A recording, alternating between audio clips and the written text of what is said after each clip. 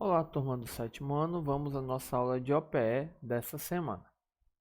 Na última aula de OPE, nós vimos essa atividade das páginas 60 e 61. Então vamos lá à correção. Primeiro, o que significa CLT e qual a sua função? CLT é Consolidação das Leis do Trabalho. Foi criada em 1946 no governo Getúlio Vargas. Sua função é regulamentar as relações de trabalho no Brasil. A CLT unificou toda a legislação trabalhista que existia até então, o que facilitou a defesa dos direitos do trabalhador. Ou seja, a CLT é ela que protege coisas como, por exemplo, licença maternidade, férias remuneradas, 13º. Eram todas leis diferentes que foram tudo unificadas, né, nessa CLT. E por isso ela é tão importante e deve ser protegida a qualquer custo para que as pessoas que trabalham, né, os trabalhadores, não percam nenhum de seus direitos. Segundo, o que é salário mínimo? É o menor valor que os empregadores podem pagar legalmente a seus funcionários. Ele serve para garantir o poder de compra dos menos favorecidos, mantendo assim a economia aquecida. Também é utilizado para se ter uma referência da renda ao longo do tempo do trabalho e de carreira. Ou seja, ele é o responsável por, digo assim, é o mínimo que pode ser pago de forma legal. Quando o salário mínimo foi instituído no Brasil, durante o governo de Getúlio Vargas, em 1936, mas só entrou em vigor em 1940, 4 anos depois de ele ser instituído. Qual o valor do salário mínimo vigente e como é estabelecido esse valor?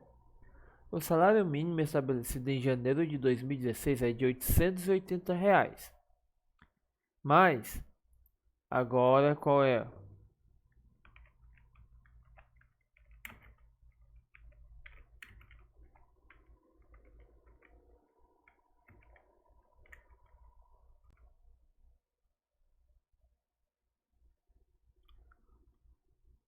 R$ 1.045 é o salário mínimo agora do ano de 2020. De acordo com a Constituição de 1988, o salário mínimo deve cumprir as necessidades básicas do trabalhador e da sua família e deve ser ajustado periodicamente para garantir o poder de compra. O governo federal reajusta o salário mínimo anualmente, de acordo com a inflação do período. Continuando. Pesquise em livros ou em revistas ou na internet se diz salário mínimo em outros países e qual foi o primeiro país a instituir essas garantias ao trabalhador. Vamos ver aqui.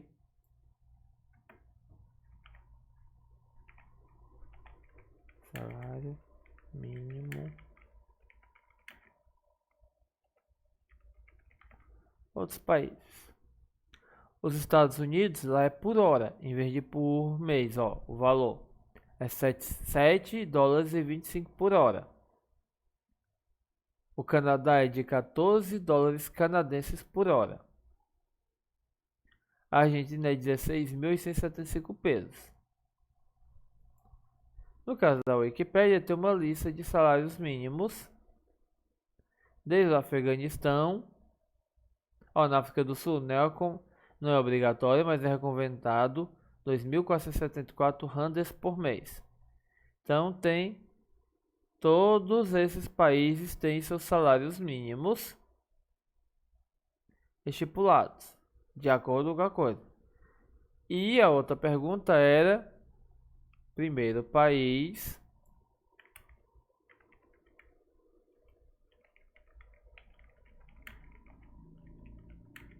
a instituir o salário mínimo. Foi a Austrália. Austrália e na Nova Zelândia foram os primeiros países onde foi criado o salário mínimo.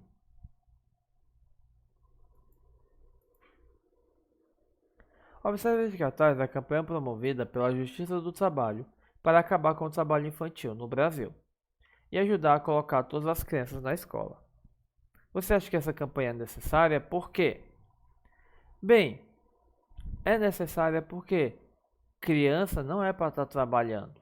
Criança é para estar estudando, brincando, sendo criança. Ou seja, criança vendendo produtos, semáforo, esse tipo de coisa não deve acontecer. Quando é a criança fazendo o trabalho em sua casa, como por exemplo, ajudar na limpeza, ajudar na organização da casa, não é trabalho infantil.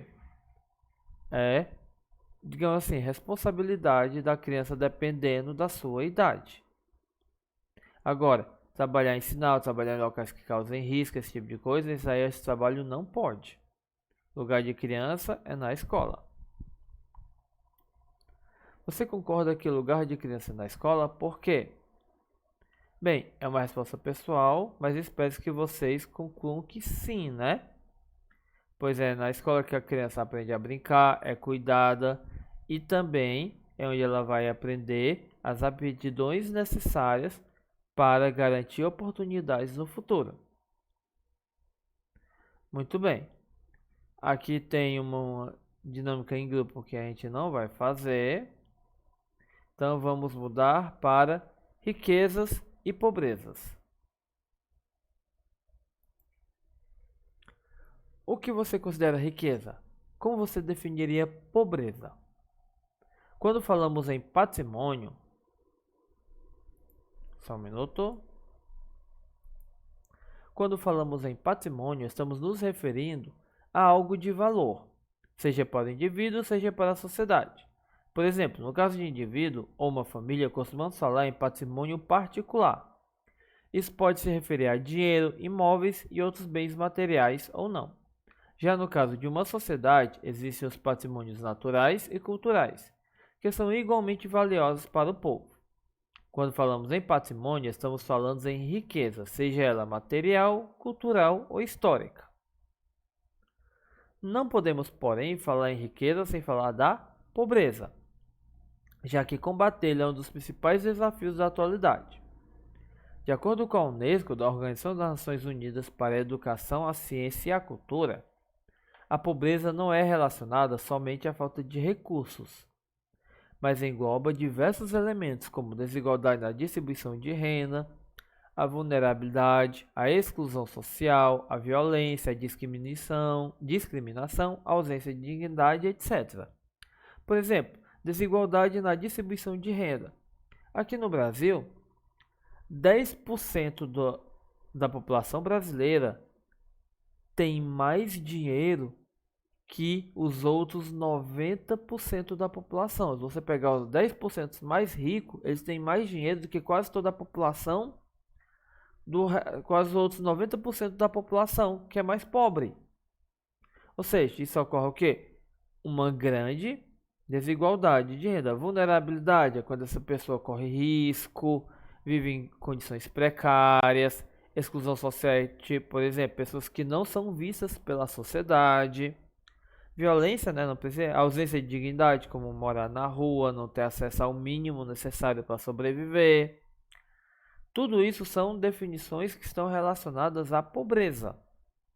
No caso aqui, ó, o exemplo é os Médicos Sem Fronteiras.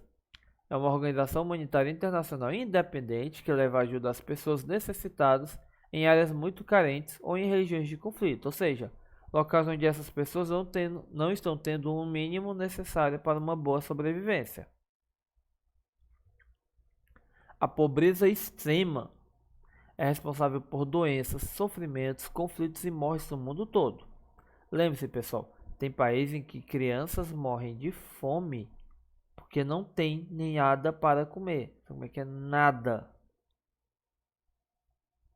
Por esse motivo, muitos governos e instituições não governamentais se esforçam para combatê-la. Não é tarefa fácil, porque ela ocorre em realidades muito diferentes e também existem muitos interesses envolvidos. Infelizmente, tem gente que lucra com a pobreza e a miséria do outro, e muitas vezes elas não querem que essa miséria e essa pobreza acabe, porque vai afetar suas riquezas. Isso, entretanto, não impede que muitas pessoas lutem para tornar o mundo um lugar mais justo e melhor para se viver, como por exemplo a galera dos Médicos Sem Fronteiras, que eles também podem receber doação, ou a gente pode dar também o exemplo do Greenpeace, entre outros. Muitos colaboram para a diminuição da pobreza, não apenas doando dinheiro, mas oferecendo seu tempo, seu trabalho e suas habilidades. Muitas vezes, carinho e atenção, como os que atuam em ações sociais e instituições sem fins lucrativos. Você já deve ter ouvido falar da palavra ONG, Organização Não Governamental. São grupos organizados sem fins lucrativos, ou seja, são grupos que não visam lucro. Eles visam o quê? Ajudar. Que atuam em diversas frentes da sociedade de projetos sociais e defesa do meio ambiente. Eles fazem parte do chamado terceiro setor. Podem receber financiamentos e doações do Estado e de entidades privadas e prestam seus serviços também com a ajuda de voluntários. Pessoas que doam não só dinheiro, mas seu tempo e seu talento por solidariedade. Como por exemplo, temos o Greenpeace, que eu já falei, SOS Mata Atlântica, WWF, não confunda com WWE. WWF é o World Wide Fund for Nature, né? Que eles atuam no mundo todo tentando proteger o meio ambiente. Estão tirando o verde de nossa terra. Esse aí é um dos símbolos principais do SOS Mata Atlântica. A Fundação SOS Mata Atlântica é uma organização não governamental, criada em 1986, e tem como missão promover a conservação de diversidade biológica e cultural do bioma Mata Atlântica e ecossistemas sob sua influência. Por exemplo, teve outra ONG que ela estava recebendo doação e comprando terras, se não me engano, do Pantanal ou era de outro, do Cerrado, e convertendo essas terras em parques nacionais protegidos. Ou seja, ela recebia a doação e fazia isso, além de fazer todo um trabalho com todas as pessoas que moravam naquela região, para que elas possam continuar morando lá, mas de forma sustentável, sem causar risco ao meio ambiente.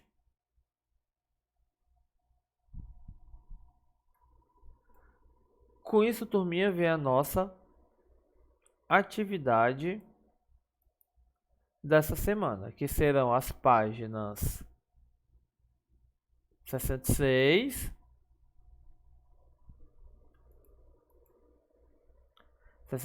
67,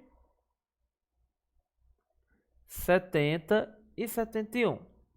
E 72, ou seja, vai ser da página 66 a 71. Ok? Não se esqueçam de fazer todas essas atividades e mandar uma foto quando responderem, viu? Mandar a foto no grupo aliás, no privado, para que eu possa ver e marcar como questão feita pelo aluno. Que isso conta ponto. Como também conta ponto comentar e curtir a videoaula. Não se esqueçam de fazer isso. Muito bem. Com isso, a nossa aula vai chegando ao final. Bons estudos e tchau!